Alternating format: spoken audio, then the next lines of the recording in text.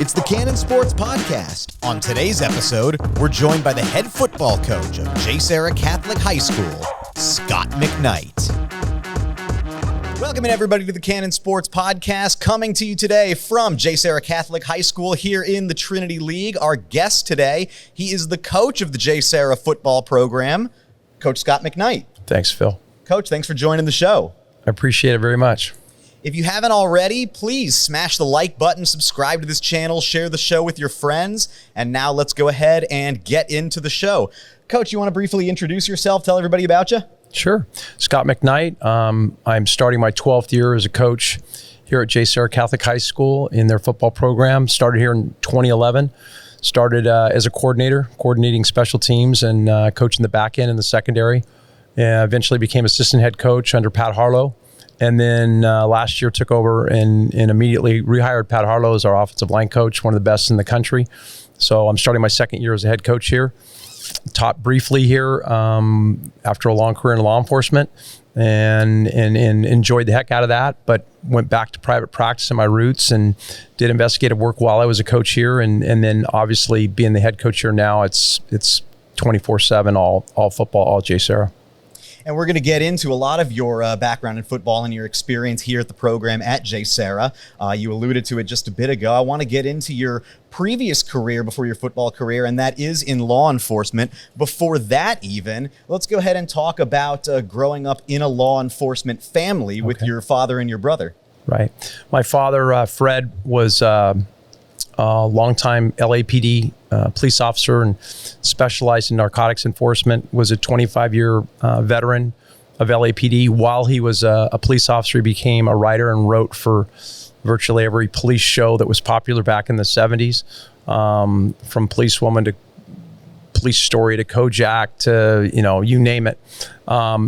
He got into the business just by chance through Jack Webb in Dragnet, and then eventually after his career in law enforcement, he had a long career in the business in Hollywood as a television writer and a producer, and eventually even into broadcast journalism with 60 Minutes. So super proud of my dad and obviously looked up to him. My brother is younger.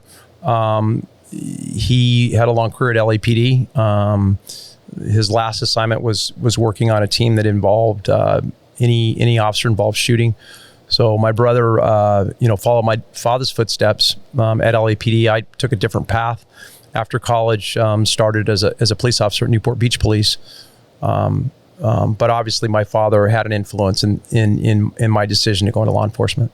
Tell me about some of those experiences growing up in that family dynamic, and some of the things that you witnessed through your father's career in law enforcement, and ultimately the entertainment aspect.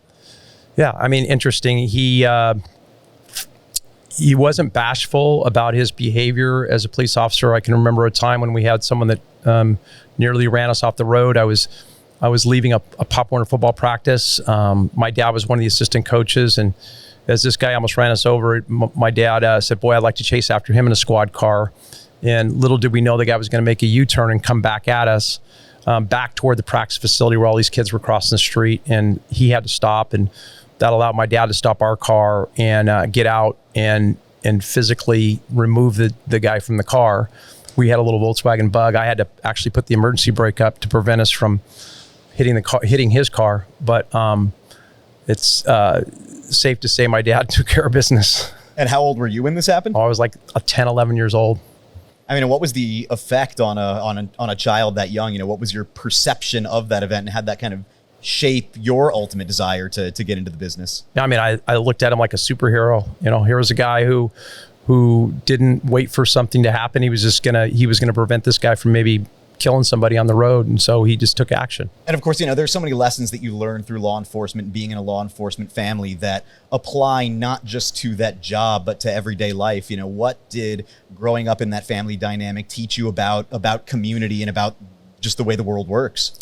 Yeah, I just do the right thing at the right time, and very value-based, very service-based. He was a Marine prior to that, and I think we just grew up in a household where he expected us to conduct ourselves in a certain way. And we weren't perfect, but for the most part, we tried. And how did you ultimately come to get involved in policing? I studied horticulture at Cal Davis, where I played football. And I just, at that time, maybe my youth, maybe my immaturity, I had a hard time identifying with being in maybe a world of landscape architecture. And my father being in law enforcement, I was aware of that type of profession. So I consulted with him. I think he was surprised. My brother, on the other hand, had always had a desire since he was a little kid to be a police officer. Mine came later, after school, and settled in at getting hired at Newport Beach Police. And oddly enough, Newport Beach Police has a long history with LAPD. They've used LAPD's police academy, and so it was a good move for me. And you had a wide variety of experiences in your 28 years with the Newport Beach Police Department, from patrol training to narcotics, ultimately becoming a lieutenant. Can you just kind of take us through the day-to-day and in each of those fields and the experiences that you had, and some of your most memorable times? Yeah. So at least at Newport Beach Police, you start in the patrol division. So I worked from the time I was 22 till I was 28 as a patrol officer, and eventually got promoted to being a field training officer. During that time, I had an opportunity to play in a cop bowl. Every year we played the police versus the sheriffs. So for 5 years I did that, which was a ton of fun. Eventually I got promoted to detective. I worked in local narcotics. And what I mean by that is we investigate narcotic offenses that are happening in or around Newport Beach. It's not as grand a scale as the drug task force that I eventually was transferred to. That task force, at the time, we had like 80 guys working, just Colombian cartel operators here in the United States. So I got an opportunity to work in New York, in Miami, in Houston, and other parts as we infiltrated these various narcotics trafficking groups. And I know from doing some research that it was your time in the narcotics division that you described as the most enjoyable. And obviously, enjoyable may not be the first thing that comes to mind when I think of that line of work. I'm sure it's rather dangerous. What did make it so rewarding for you? Very challenging.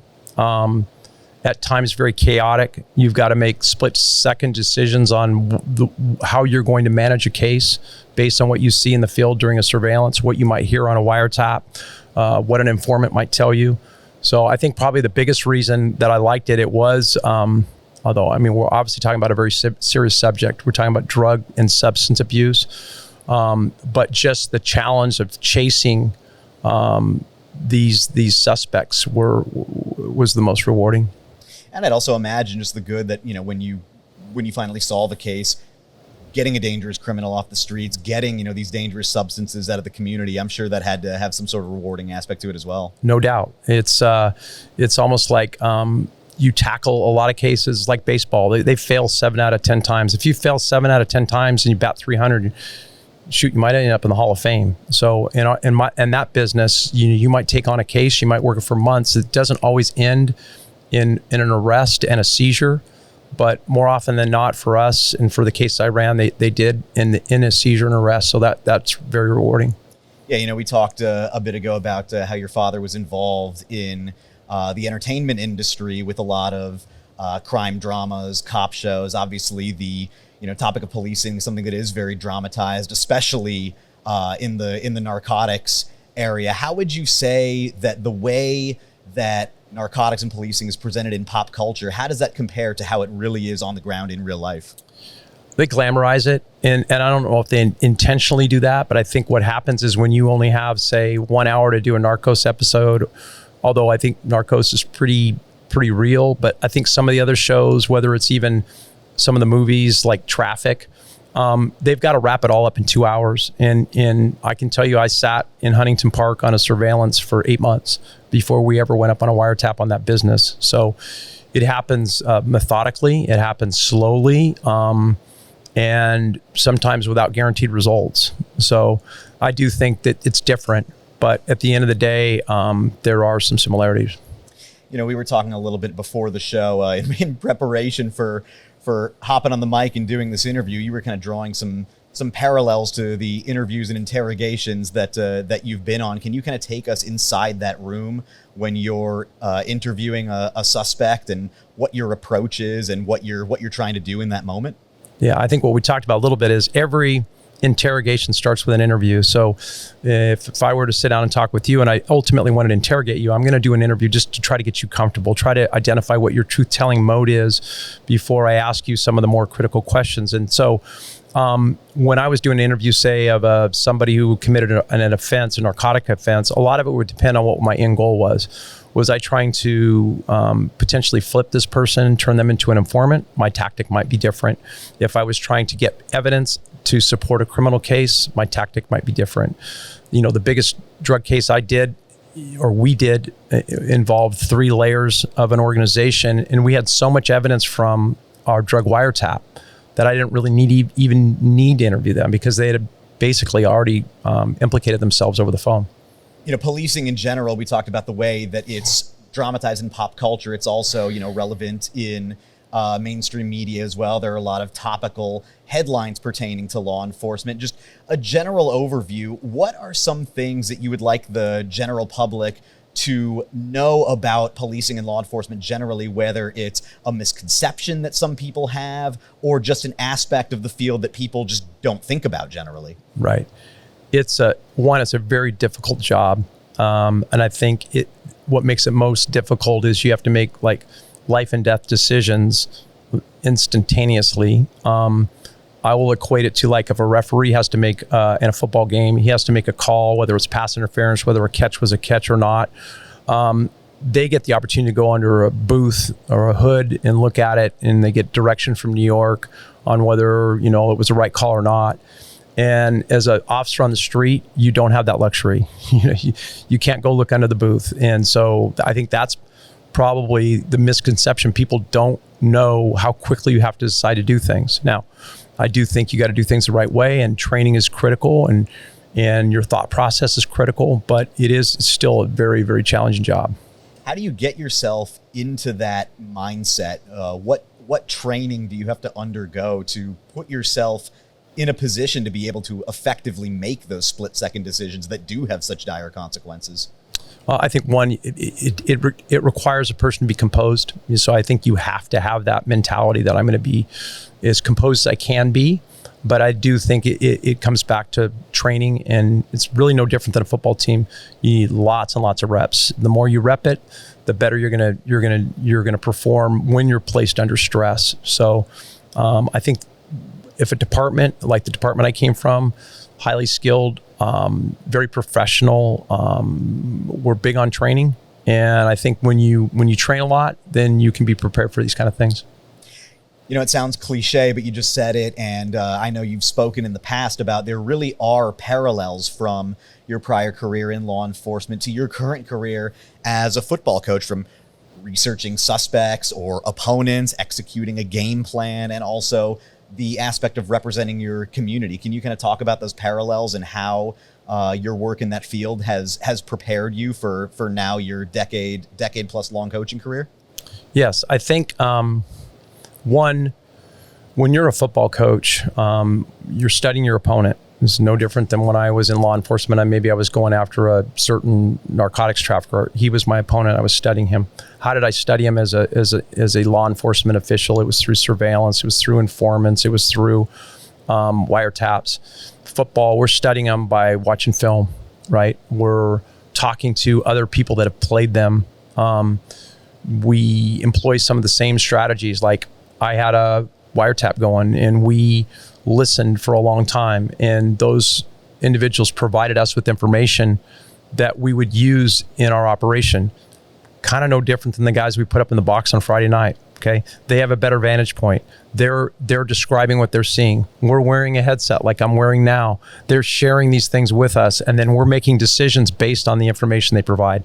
So that's a unique parallel for sure.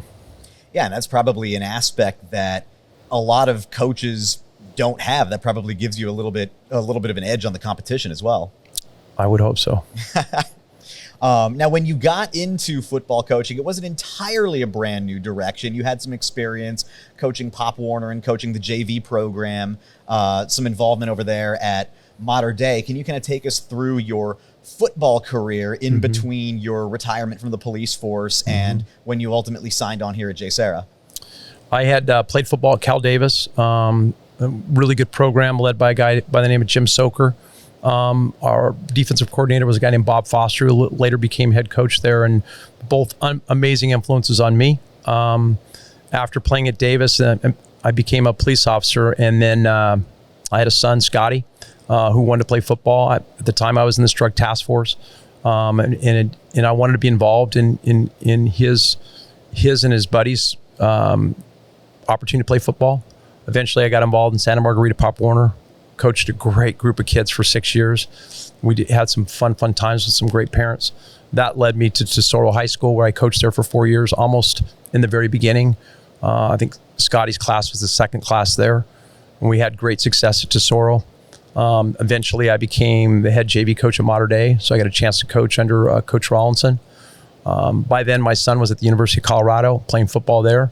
I took a little 3-year sabbatical. The first year I coached at Mater Dei and watched him play his freshman year, and it was a challenge. I was a watch commander at Newport Beach Police. I was a head JV coach. I was traveling every weekend with my wife, Kathy, to see my son play. So I took 3 years off of coaching high school football to watch him play in college, and it was tremendous fun. And they were still in the Big 12. Eventually, I retired from law enforcement after a long career and started here at JSerra in 2011. Would have been my son's first year in the NFL with the Jets. Coming in here as a coach at the as a full-time coach at the age of 50, later in your career than some of your peers who have been coaching since they graduated college in their 20s. I'm sure a lot of them. What sort of advantages or disadvantages did that difference have? The first advantage, I think, is I started my coaching at the youth level, so building solid fundamentals, blocking and tackling were critical. And I was very methodical in my approach at the youth level, and building these chutes out of PVC pipe that our guys practiced in every day, and we really stressed great blocking, great tackling. So I got a fundamental there, and then I coached at a new up-and-coming program at Tesoro and then at Mater Dei. So I wouldn't say I came here, I'd already had 10, 12 years of coaching under my belt, but what I also had was I had years of experience leading through my law enforcement career. And I think there was a certain maybe a steadiness about me, a composure that I think, coupled with the experience I got coaching at fundamentals at a high level, that I think were a good combination. Well, I know one thing that you specifically wanted to do when you signed on here, in addition to your coaching career, was teaching leadership courses. Why was that such a priority for you? One, I've always enjoyed studying it, reading about it. My department, when they identified me as someone that they wanted to promote through our organization, sent me to a leadership school. So I went 1 week a month for a year down in San Diego, and a lot of reading, a lot of studying, a lot of working with colleagues in the business, and it was just something that I truly enjoyed, and I thought I could pay it forward to a high school student. So the course that I developed here was a servant-based leadership course, and it had a lot of the tenets from the leadership school that I went to in San Diego. The concept of a natural-born leader is something that certainly exists in the field of athletics and in life in general, but it truly is something that, yes, you can be born with it. Some people have it, some people don't, but it is something that also can be taught. What are some of the ways that you can shape and mold a leader in that way that you just described? Well, I think one of it is giving them opportunity. And as a leader, if you truly understand that you're there to serve the people below you, and you act in that manner, and you empower them, then I think that helps shape them, because really when you empower them, you're putting them in a leadership role, and then you can guide them through that process. Yeah, and I'd imagine it's also showing them showing them what they're leading, showing them what they're representing, whether that's the football team, whether that's the community as an officer, whether, obviously, whether that's God. We're at a Catholic high school here. Right. When you teach your students and your football team leadership and how to lead, what is it that they're representing and who is it that they're leading? Well, I think that one, they represent themselves. They represent their family. They represent the school. They represent their classmates. Our school's built on the tenets of faith, intellect, and character, right? Those are the tenets of JSerra Catholic High School. We've taken it a step further. We have 5 principal core values that we practice on our football program. Those core values were selected based on conversations we've had with our players and meetings we've had with coaches. And we've coupled that kind of a style of play that we promote. So I think it's important for the players to know, who we are and what we're about. On that note, we were speaking with one of your players a little bit before the show, and he was talking about, how he was going through some hard times during his tenure here and how the team really stepped up, rallied around him, and, the team and the coaching staff alike really helped pull him through. When you see your staff and your team act like that, how much of a point of pride is that to you to show that those values that you're preaching really are showing and really are taking hold? It means everything. I mean, to have a player, we're all going to struggle.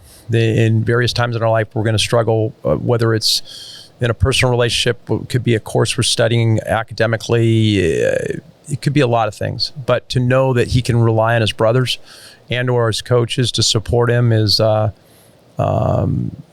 we talk about joy in our program, and when you give back and you help somebody in need, that's true joy. From a football standpoint, let's go ahead and get into that. Since you joined the program in 2011, how has the program evolved? We play in a very challenging league, and I would say that I've watched this league over the last 11 years now, the 12th year change, probably, maybe this is our 3rd generation. In 2011, Coach Hardigan was here, worked so hard, really tough, gritty team, and we just slowly started to climb the mountain. And eventually, in I would say 2015, we were the number 1 ranked team in the county. We had beat Mater Dei back to back, and we did some good things, really good things. The school went in a different direction and hired Coach Pat Harlow. Coach Harlow and I had coached together on staff with Coach Hardigan. We continued to have success, but the league started to change. I think recruiting became even more prevalent at a higher level than it did when I started in 2011. It's probably grown even since then when Coach Harlow took over. That we're probably in that 3rd generation now. We had some success, but we also were trying to find what we call an OKG, our kind of guy. And we're trying to find somebody who could compete in the classroom at a high level. We're going to give them all the academic support, but we want our guys to compete.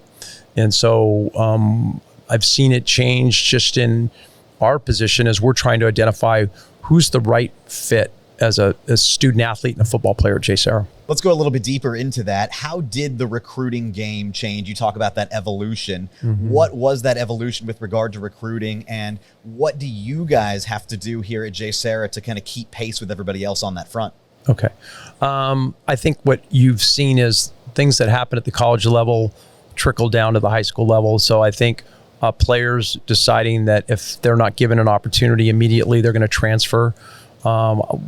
We started to see that a ton at not just quarterback position, because quarterbacks seem to move around. There's only one ball, but at a lot of different positions as they leave either for opportunity or chase a banner or whatever. So I think the challenge for us is we are different, right?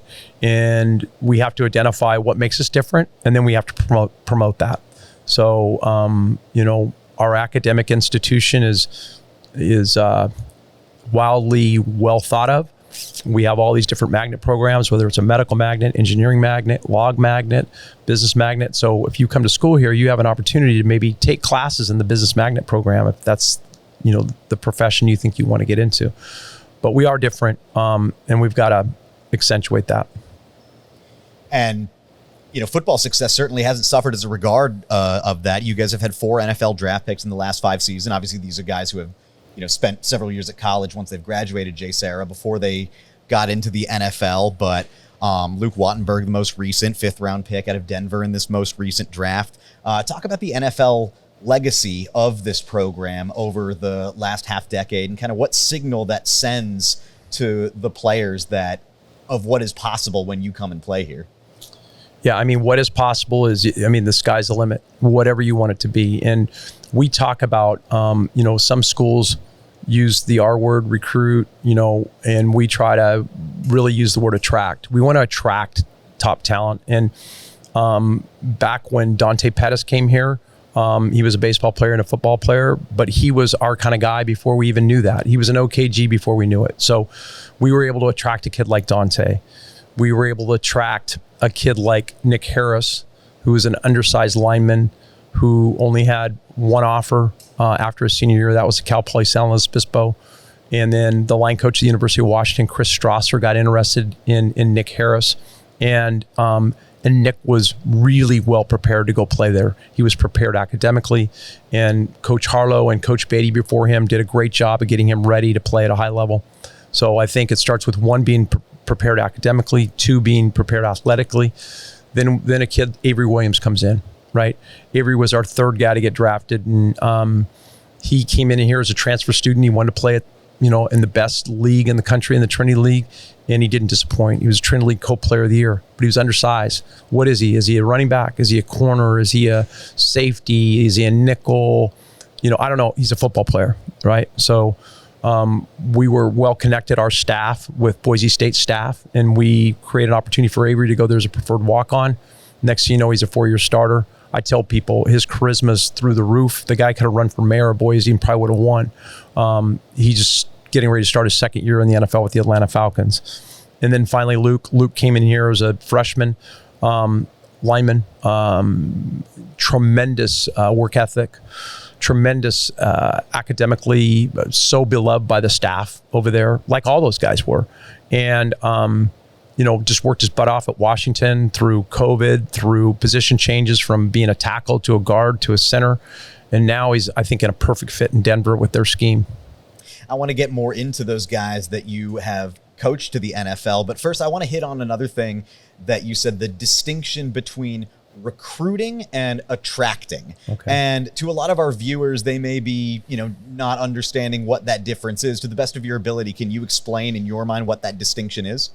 Yeah, I think when you create a scenario where you are different and coveted, then you're going to attract the type of student that would be interested in coming in being a student athlete here. And I think that's different than necessarily going out and just identifying this person as maybe the most athletically skilled. So looking ahead to the season that we're about to have, 2022 season coming up here in a couple of months, just give us a brief overview of the current state of your football program and what fans can look ahead to when the season begins. Okay. I really love the spring ball that we had. We promote multiple sport athletes here, so we weren't able to start spring ball until the end of April because we had guys playing, every sport imaginable. We have 27 sports here. Boys and girls. So we had 16 spring ball practices. We mixed in culture development on Wednesdays. So we did extended film, and then we studied in small groups our 5 core values and how the behaviors of those core values relate to you being a great teammate. And I love that. And I think it's spilled over into summer. We're just starting our 3rd week of summer camp. So we had 2 weeks, had a little bit of a break, 4th of July. I like the vibe that I'm getting. I like the energy from the players. You guys were out of practice today. I think you've got a chance to see us run around a little bit, and you could feel that energy. We're still young at a lot of spots, but we're a year older than we were last year. We started 12 freshmen and sophomores at various states of the year. We started, 2 sophomores and 3 freshmen on the offensive line in our playoff game against Sierra Canyon. So we're older, a little more experienced. So I'm excited where we're headed. we spoke with a couple of your players. We're doing some profiles on two of your offensive linemen, David Tulio and Jake Flores. Our viewers are going to be able to check that out on YouTube at Cannon Sports. Talk about those guys, what they bring to the team, and maybe give our viewers a preview of some of the other key players and, the scouting report on some of the guys on this team. Okay. Yeah, David, there's a real contrast between the two. One's a senior, one's a sophomore, right? One guy's he's been through it all. He's been through the COVID year. He's been through all of last year. David Tulio is one of the toughest, most well-respected players I've ever been around. He'll play somewhere in college at a high level. People look at him and then he's not, 6'3", 6'4", 6'5", but neither was Nick Harris. And Nick Harris is getting ready to start his third year in the NFL. He'll start for the Cleveland Browns at center this year. So David is he's a tough kid. He's got a tremendous heart. He doesn't say a lot, but he leads through really strong actions. Jake, on the other hand, is, he's probably the more prototypical tackle. He's 6'6". He's got length. Great kid. He's just, he's got a lot of work in front of him, right? He's going to be a sophomore, but we certainly are super excited about what we've seen from him in his freshman year. We had to start him in a playoff game, as a freshman, and we think his ceiling is super, super high. But just to follow up, Phil, some of the other guys on the offensive side of the ball, I think we got a kid in Kainoa Davis that's our left tackle. He's going to play some defensive line for us. You guys saw him run around today. Explosive, athletic. JJ Philo, guard. This will be his third year starting. David's there. We got a kid named Talon Tumanavao and Sonny Powell will both be looking to play some guard. Jake's on the other side. We've got Lawrence Schuster. I like where we're headed with our offensive line. Running back right now, we got three different guys we're looking at, Kamar Gabriel and Jared Referente and George Perez, maybe running back by committee. They all have their strengths. Couple quarterbacks in there with Xander and Angel Escondon, Xander Singh, who played for us in the playoff game. The seniors we do have at receiver. We got some senior guys coming back in Josh Jordanall, in Pierce Tangall, and Elliott Chung, Vance Blythe, all seniors, and good senior leadership there. Grant Wood's another receiver that we're excited about. Then you throw in a couple sophomores like Logan Christensen and Brett DeBerg, who both got varsity minutes last year. So we're excited on how we're looking in the perimeter defensively. Our perimeter, we got Jose Frutos and Luke Webb, both played a lot there last year. Kainoa is going to get some reps in as a D tackle. We got Justin Joyner Greer as a one tech who played a lot for us last year. Tulio will play some defensive line. Linebackers, Jack Monroe, Clarence Cheney. Both those guys got a lot of reps. The back end, we've got safeties coming back in Jared Referente and Grant Wood, and even on the perimeter, Aiden Aguayo and Kamar Gabriel. So we got a lot of guys with another year under their belt, right? And this is going to be up to us as coaches to get these guys ready to play. We're going to look at for all of those guys this season. Now, we talked about the offense.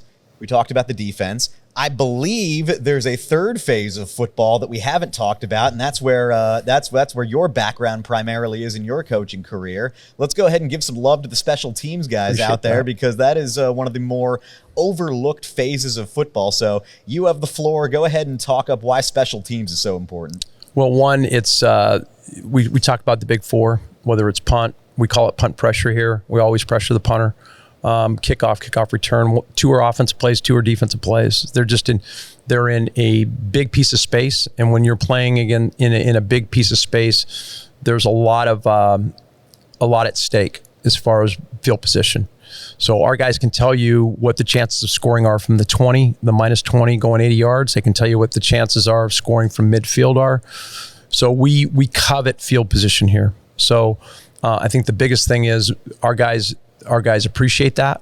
They care about it. And we talk about care is courageous and relentless effort on special teams play.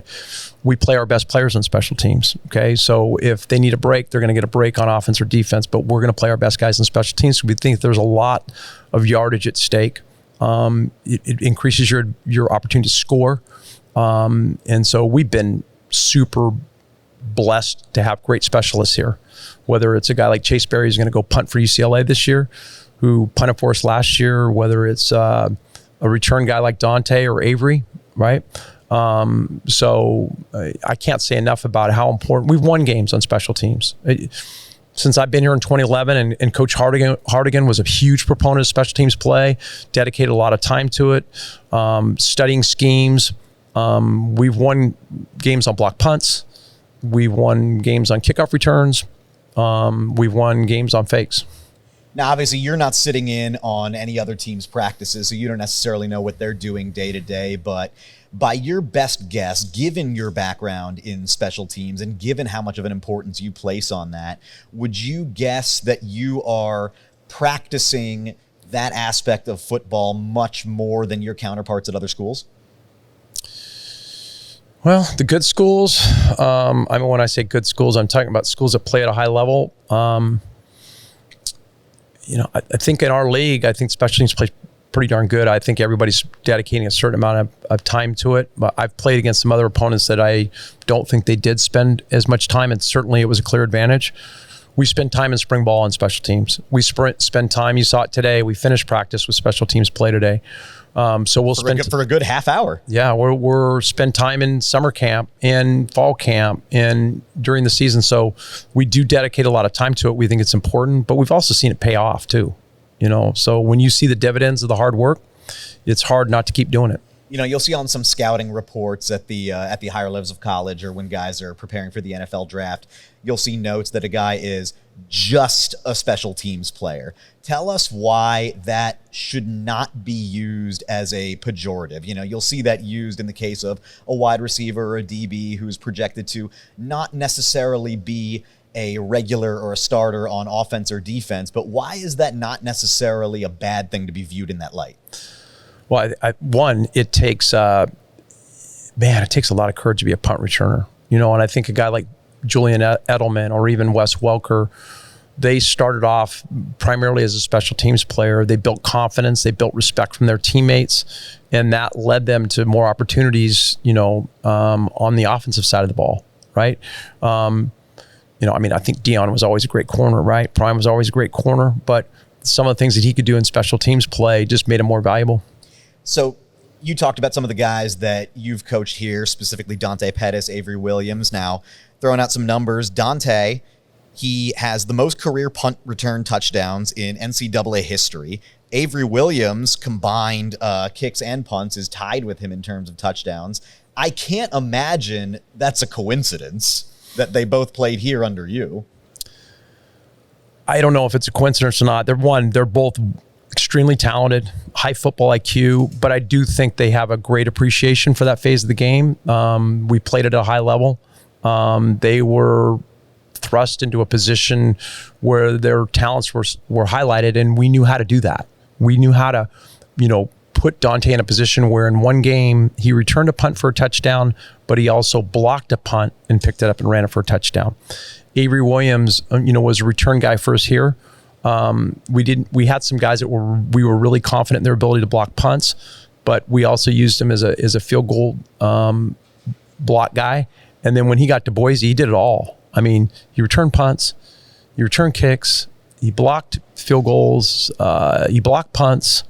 So I do think he got a really strong foundation here that led him to some really good things at Boise. Yeah, and how much of that is how much of a point of pride is that for you to see these guys excelling at big-time college programs and in the NFL, and not just excelling, but specifically at aspects of the game that you stress so much with this program? It's an affirmation, really, to see those guys excel. It just affirms they're doing things the right way. I've told people, they've said, man, that was a great punt you blocked tonight for a touchdown. And I say, well, we blocked that punt in the spring, okay, because of how we worked in the spring on the real details and fundamentals of that phase of the game. So you don't block it on Friday, you block it in the spring. And another NFL connection. You have not a graduate of this program particularly, but NFL bloodlines. Your son, Scotty McKnight. Introduce our viewers to him and everything that he accomplished in college in the NFL. Yeah, Scotty played at the University of Colorado. He was a Buff, and we love the Buffs in our household. My wife and I got a chance to see him start 47 out of 49 games that he started in college. We were able to go to 47, and so we feel very fortunate to see him play their last 4 years in the Big 12 before they came to the Pac-12. He's just a hardworking, gritty receiver, good hands, separated well out of his breaks, had a true understanding of the coverages, when they were in zone, where to sit, when they were in man, when to run. And he caught, 218 balls in college. And then because of the success he had there, he had an opportunity to go play in the NFL, ended up being a late pick of the New York Jets, got reunited with his childhood friend, Mark Sanchez. Mark and him were ball boys for Carson Palmer a long, long time ago when Carson played at Santa Margarita. Scotty and Mark never actually played on the same team together until they got to the NFL. They were different teams in Pop Warner because Mark was so big. One went to Mission, one went to Tesoro, one went to SC, one went to Colorado. Although Mark was at Colorado a ton when Scotty was there, everybody kept thinking he was going to transfer there because he was playing behind Leinart and John David Booty. But Mark stayed the course, had a great career at USC, ended up with the Jets, and Scotty followed, and unfortunately tore up his knee middle of his rookie year. His second year, he had another knee injury, and the NFL stands for not for long. Everybody thinks it's the National Football League, but for the players, it stands for not for long. Yeah, and despite the unfortunate way that his NFL career came to an end, he ended up putting together a pretty successful career in the entertainment industry like other members of your family. What does that say about the importance? Obviously everybody wants to go to the NFL and have a long and successful career there, but the way that he was able to pivot to that successful career in entertainment, what does that say about the value of making sure you get an education, making sure you get those job skills? So, if fate takes its course, you have that ability to pivot to something else. Right. No, he was a good student in high school, good student, obviously at Colorado. But when you mention pivot, which I think is a great word, and I think more people need to understand the importance of that when something's not going right or something doesn't go your way, do you have the ability to put your foot in the ground and go in a different direction? He had that ability. I think that was through some of the confidence he got from playing football. Football gave him confidence that, I can do something different. And he did. He pivoted. He became a writer and wrote for CSI, and eventually went back to the sports agency that represented him in the NFL. Got into forming a media company called Goat Farm Media, which is partially owned by him, partially owned by Athletes First, and they're doing some really cool things in that arena. He wrote and produced a movie on Tua Tagovailoa that was on Fox. Super well done depiction of Tua from his youth as a Samoan athlete to being a quarterback in Hawaii to being, a national champion at Alabama to where he's at now with the Dolphins. And I know that a lot of these guys, whether it's Dante or Avery or, even guys that weren't necessarily affiliated with the program like Scotty, when they come back, what effect does that have on your players to see these guys come back and kind of gain some insight from the players that they're hoping to be in their shoes one day? If they don't already have a lot of belief, they get it. I put Nick Harris in front of our team when Nick was getting ready for the NFL draft. And he was, oddly enough, he went to school here. He played football at the University of Washington. He signed with an agent, and the agent used JSerra to prep his guys, get them ready for. So Nick was here in our weight room. He spoke to our guys. Dante has spoke to our guys. Avery Williams has spoke to our guys. Luke just spoke to our guys after he got drafted by Denver. Our school has a relationship with Jordan Palmer, and so our guys see Joe Burrow out here throwing today. They see Josh Allen. They see Sam Darnold. They see Kyle Allen. So I think there's a level of respect and belief that you can actually touch.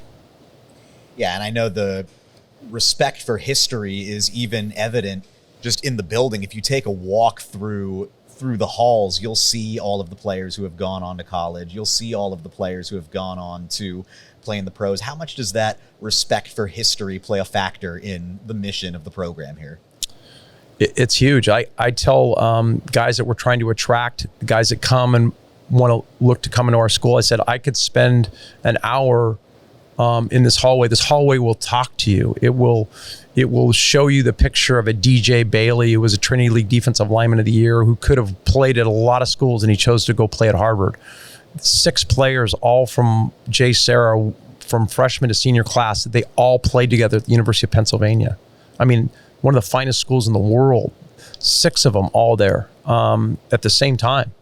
So guys playing at USC, guys playing at other big time schools. So it says a lot about the opportunity here, and that if you work hard, good things will happen. Well, I think that's a great place for us to wrap up for today. Before we go, is there anything you want to shout out about your program? You know what? We're working our tails off. We believe in what we're doing and how we're doing it, and just excited to see how our guys how they compete this year. Once again, Coach Scott McKnight, we thank you for joining us on the Cannon Sports Podcast. Once again, if you haven't already, please make sure to hit that like button, subscribe to this channel, share the show with your friends, and we thank you all once again for joining us today on the Cannon Sports Podcast. We will see you next time. Thanks for tuning in. Make sure to subscribe and follow on Instagram at Cannon Sports, TikTok at Cannon Sports Official, and of course, cannonsports.com for all your sporting goods needs.